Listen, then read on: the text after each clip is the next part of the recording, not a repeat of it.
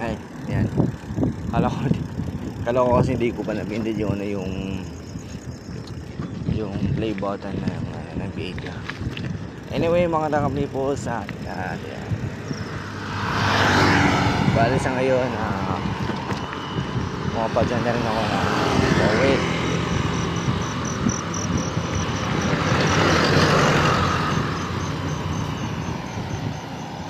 Well, anyway, meron akong gustong i-share ko sa inyo.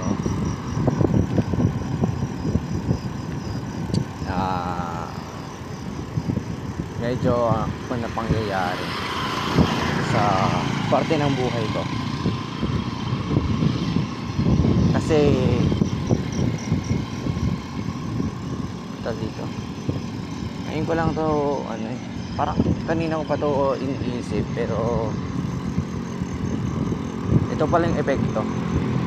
Well, sa totoo lang ang hirap natin. Ang hirap lang na kung paano umpisahan. Pero throwback na lang tayo sa mga pangyayari. Well, anyway, at that moment noon na sa punto ng buhay ko na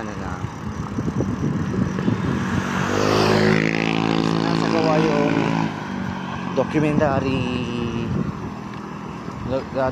activities ko. Then sa hindi inaasang pangyayari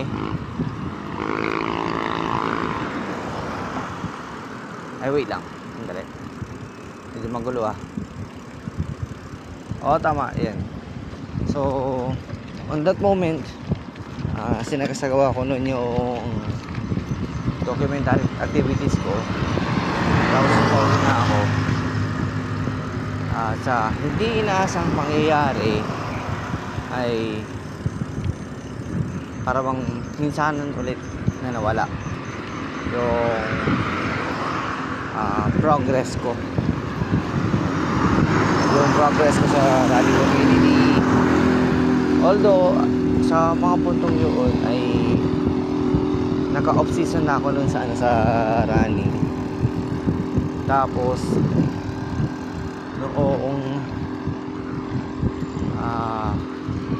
upcoming na rin yung yung opportunity na kung kailan babalik na sana ako nun sa running, kasi medyo mahaba na rin off season ko. Sobrang haba na din talaga, kaya nga dami rin na kami sa akin na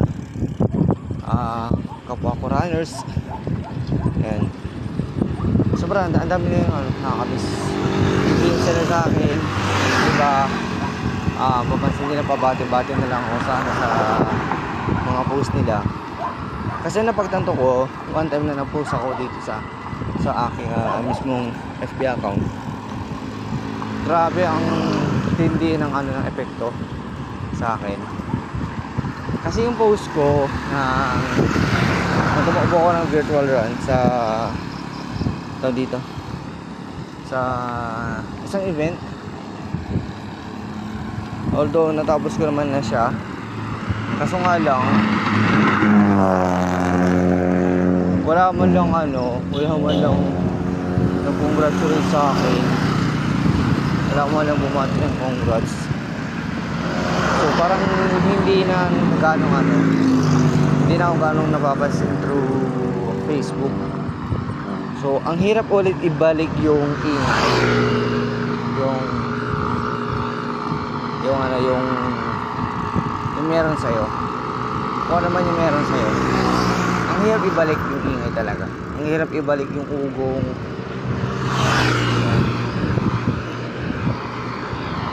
So sa ngayon, ito yung bagay na ginagawa ko. Ginagawa ko lahat ng best ko para may balik ulit yung dating matunog, yung matinik, yung active talaga sa social media. Pero hoping naman na yung suporta niyo sa akin ay nandiyan pa rin. Kaya na lang kung medyo hirap akong mapansin ng ibang tao or ma-recognize kasi ang daming daming kasing mga pangyayari na talaga namang hindi mo lubos akalain na ganyan yung mangyayari. So dahil sa tapos ng aking off season, unti-unti na po akong bumabalik sa running, sa pagra-runs kasi dyan po talaga ako nakilala sa running, and dyan din po talaga umugong ang aking pangalan. Ang tinatawag nila Snowboy, Barefoot. Ayan. So sobrang hirap na tayong ibalik, kaya sana naman yung grabe naway patuloy niyo pa rin suportahan sa journey ko po ng athletics, sa pagiging isang atleta sa running community.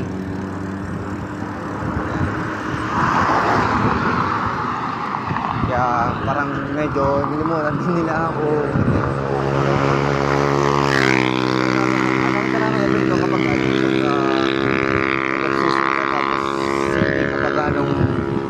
Naging active sa social media. Naganda lang na epekto. So yun lamang po yung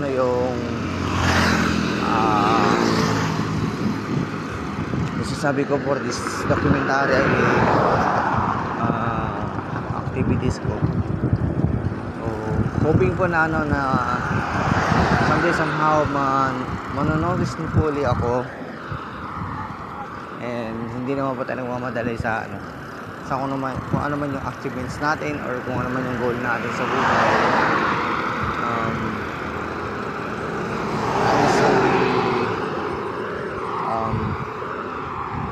Dito gusto ko lang po just want to expressing my feelings, my thoughts, kung ano po yung mga saloobin ko. And thank you so much po, kasi yung blessings natin nandiyan naman lagi yan hindi naman nakawala. So hoping someday somehow po talaga na makabalik po ulit tayo sa pagiging dating maingay at matunog sa social media. So yun naman po, and God bless po sa ating lahat.